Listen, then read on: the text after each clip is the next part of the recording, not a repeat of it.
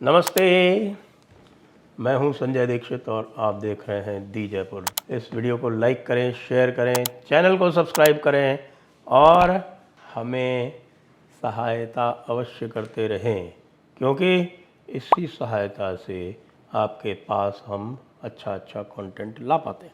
आइए बात करते हैं एक बार फिर से नरेंद्र मोदी की और विपक्ष द्वारा लाए जा रहे अविश्वास प्रस्ताव की। अब भाई अविश्वास प्रस्ताव क्यों ला रहे हो आप? आपको इससे क्या हासिल होने वाला है समझ में नहीं आ रहा हमारे। क्योंकि कई बार तो ये लगता है कि भाई आजकल कांग्रेस जो है और ख़ास तौर से जो कांग्रेस का आईटी सेल है वो बड़ा एक्टिव है, वो एजेंडा सेट करता है और उसके बाद बीजेपी जो है वो उसकी पिच पर खेलने चली जाती है।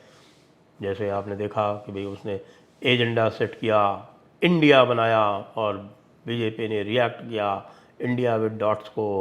उसके बाद फिर उसने मणिपुर का एजेंडा बनाया, बीजेपी रिएक्ट करती रही। बीजेपी कैचअप खेल रही है, खुद का एजेंडा सेट नहीं कर रही है। ये तो बात सही है, लेकिन ये जो अविश्वास प्रस्ताव वाली बात आई है तो अब किसने किसका एजेंडा सेट किया था, अब ये पता चल रहा है कि यह एजेंडा तो 4 साल पहले ही सेट कर दिया था।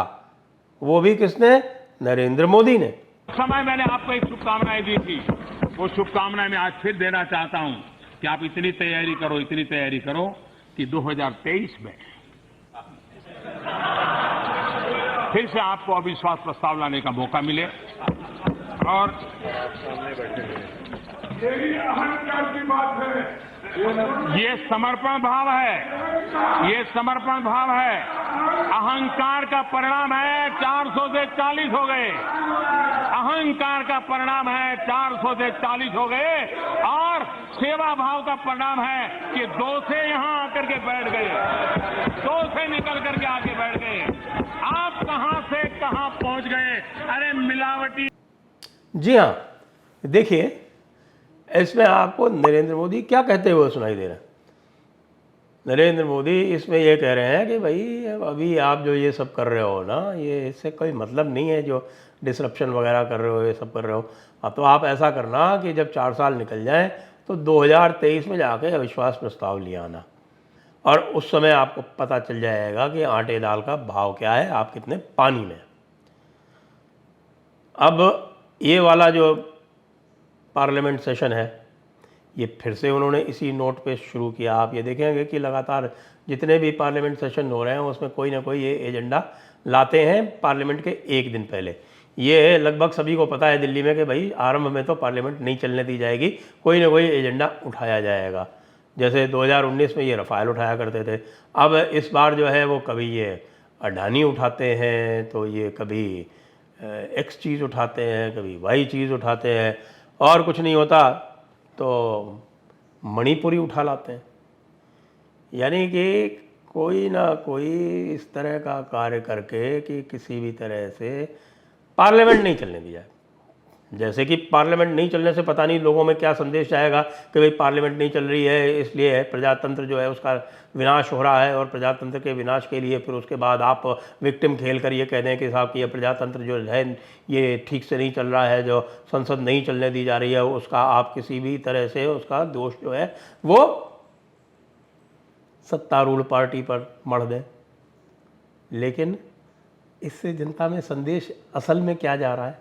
लगता है कि ये पार्लियामेंट फेस नहीं करना चाहते। इनको ऐसा लगता है कि वहाँ संसद में ये किसी भी प्रकार का उत्तर नहीं दे पाएंगे, जो एजेंडा सेट करेगी रूलिंग पार्टी उसका वो उत्तर नहीं दे पाएंगे, इसलिए ये बार बार संसद को चलने देने से रोकना चाहते हैं।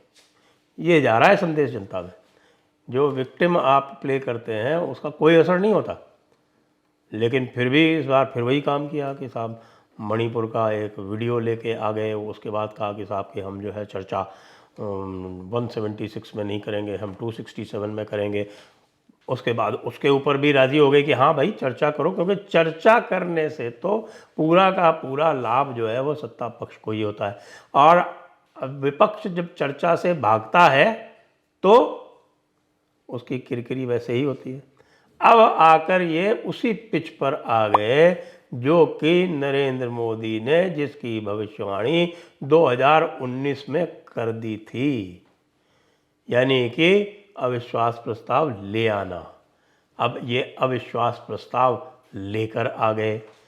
अब लोकसभा में अविश्वास प्रस्ताव ले आए हो, आप लोकसभा में ही ला सकते हो, क्योंकि अविश्वास प्रस्ताव राज्यसभा में तो लाया नहीं जाता। अविश्वास प्रस्ताव यदि आपको लाना था तो आपकी ये विवशता है कि आप इसको लोकसभा में ही लाएंगे। तो आप ले आए अविश्वास प्रस्ताव। अब इसमें क्या होने वाला है? अविश्वास प्रस्ताव पर बहस तो होगी, और उस बहस में आपके पास तो इस बार राहुल गांधी तक नहीं है। खड़गे जी की वाकपटुता से आप पूरे देश को प्रभावित करना चाहते हैं क्या? वहाँ आप मुझे बता दें कि कौन सा एक ऐसा नेता है जो अविश्वास प्रस्ताव पर एक उत्तम चर्चा कर सकता है, एक उत्तम भाषण दे सकता है, ऐसी बात कह सकता है जो लोगों के दिल में उतर जाए, जो लोगों को प्रभावित करे। यहाँ आपके ऑपोजिशन के पास वो कोई अटल बिहारी वाजपेयी जैसा लीडर ऑफ ऑपोजिशन है क्या, या नरेंद्र मोदी जैसा वक्ता है क्या? नरेंद्र मोदी को तो छोड़िए आप, उनके पास तो ऐसे कम से कम मैं 50 वक्ता बता सकता हूँ जो भाजपा में है, जो आपके सबके बखिया उधेड़ देंगे और आपके पास उत्तर नहीं होगा। और या फिर आप ये सोचते हैं कि साहब कि आप ही बोलेंगे और दूसरों को ना बोलने देंगे, वो भी संभव नहीं है, क्योंकि ये तो अल्टरनेट करेगा। आप बोलेंगे फिर वो बोलेंगे, फिर अधिक समय भी सत्ता पार्टी को ही मिलेगा, क्योंकि इस समय जो है उसका विभाजन जो सदस्यों की संख्या होती है उसके अनुपात में किया जाता है।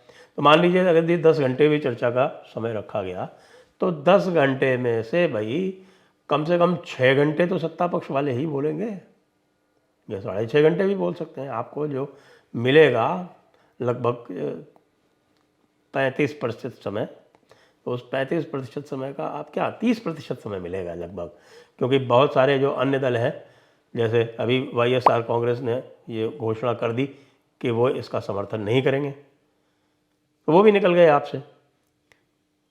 24 सदस्य उनके हैं लोकसभा में, तो आपके पास बचा क्या? मतलब जुम्मा 150 सदस्य, 175 सदस्य जो हैं वो इसके पक्ष में मतदान कर देंगे और बुरी तरह से हारेंगे आप, तो इससे आपका संदेश क्या जाएगा? इसीलिए नरेंद्र मोदी ने ये देख लिया था कि हाँ, आपके पास जब कोई चारा नहीं बचेगा तब आप यह अविश्वास प्रस्ताव लाके आप अपनी जो है वो गिरती हुई प्रतिष्ठा को बचाने का प्रयास कर सकते हैं। लेकिन भाई वो प्रतिष्ठा तो अब इतनी गिर चुकी है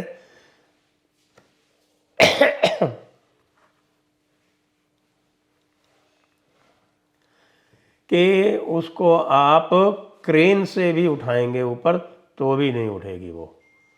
आप कुछ भी कर लीजिए, वो प्रतिष्ठा तो जा चुकी है। अब मुझे लगता है कि इनमें सब में तो भी थोड़ा भी अगर कोई थोड़ा बहुत ठीक ठाक बोल लेता है ना, तो वो शायद असदुद्दीन ओवैसी है। वैसे उसके बारे में आप जो कुछ और भी कहें, लेकिन वक्ता तो अच्छा है, वो तकरीर तो अच्छी कर लेता है। लेकिन उसको टाइम कितना मिलेगा? 1 मिनट, 2 मिनट, ज़्यादा से ज़्यादा 3-4 मिनट। क्यों? क्योंकि उसके तो कुल 2 सदस्य हैं।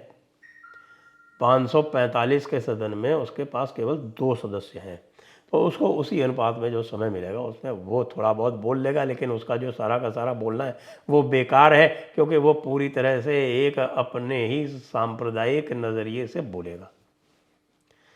तो भाई अब आप जो हैं, लोग जो कह रहे थे कि आप अपनी पिच पर बार बार बीजेपी को खिला रहे हैं, तो ये अब स्पष्ट हो गया कि भाई आपकी जो वो पिच थी ना, वो तो पुरानी वाली जो मैटिंग पिच होती है ना, कहीं भी आप मैट ले जाओ और किसी भी समतल स्थान पर बिछा दो और वहाँ पे खेलने लगो, तो वह आपकी तो ये पुरानी मैटिंग पिच थी। लेकिन अभी तो नरेंद्र मोदी ने आपको यह विवश कर दिया है कि उनकी जो बढ़िया टर्फ बनी हुई है ना, और जिस टर्फ पे उनके पास बड़े तगड़े फास्ट बॉलर हैं, बड़े तगड़े फास्ट बॉलर हैं, गुड लेंथ से बॉल जो है ऊपर उठा देते हैं आपके मुंह पे, वो वाले फास्ट बॉलर अब बॉलिंग करने के लिए जब तैयार थे तो उसी पिच पे जाके आपने कहा कि हम तो इस पिच पे खेलेंगे, हरी घास वाली पिच पर, ले दनादन दे दनादन।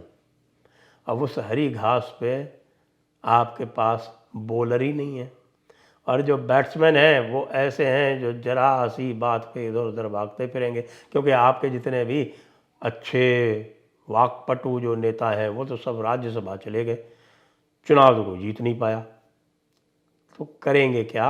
राहुल गांधी जी आपके है नहीं, वैसे राहुल गांधी जी आते तो थोड़ा बहुत आप समझ सकते हैं, और कुछ नहीं होता तो आपको टाइम ही मिल जाता, जिसको हम बोलते हैं कि चैनल टाइम, और वो चैनल टाइम भी नहीं मिलने वाला। तो भाई काहे करे हो ये सब।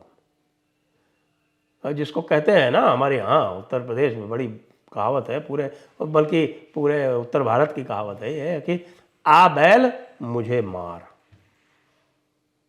मेरे तो बिल्कुल समझ में नहीं आया कि भाई 267 के आपको ऑफर दिया जा रहा था चर्चा का, उसको छोड़ के अविश्वास प्रस्ताव पे क्यों पहुंच गए। 267 में भी वोटिंग का प्रावधान है, हो जाता उसमें कुछ। अविश्वास प्रस्ताव लाओगे आप केवल इसलिए कि आपको चर्चा करने नहीं दी जा रही है, ये कह के चर्चा तो आप स्वयं नहीं करने दे रहे हो। तो अब ये जो है इन्होंने अपने लिए एक और समस्या खड़ी कर ली है। मैं अभी भी बता देता हूँ आपको, अविश्वास प्रस्ताव में पूरा का पूरा जो है ये अविश्वास प्रस्ताव, ये Bharatiya Janata party Bharat versus India बना देगी। बहुत सारी ऐसी बातें जो नहीं कही जा रही थी अभी तक, ये अब इसमें कही जाएंगी, और नेहरू गांधी वंश की जो छीछा लेदर होगी वो होगी। वहाँ आप लोग तो जो है स्मृति ईरानी की ही वाकपटुता का उत्तर नहीं दे पाएंगे, और जब अंत में नरेंद्र मोदी जो है वो जो लास्ट वर्ड, जो प्राइम मिनिस्टर जो he has the last word, वो जब होगा उसमें तो भाई खड़गे जी आपकी तो ये क्षमता नहीं है कि आप उसको झेल पाएँ, और भी किसी की क्षमता नहीं है कि कोई उसमें झेल पाए। आपके पास ये क्या सोच के आपने अपनी एक मोहल्ले वाली टीम से एक रणजी ट्रॉफी की टीम को चुनौती दे दी। ना हो पाएगा आपसे, ना हो पाएगा। जय हिंद, जय भारत, वंदे मातरम।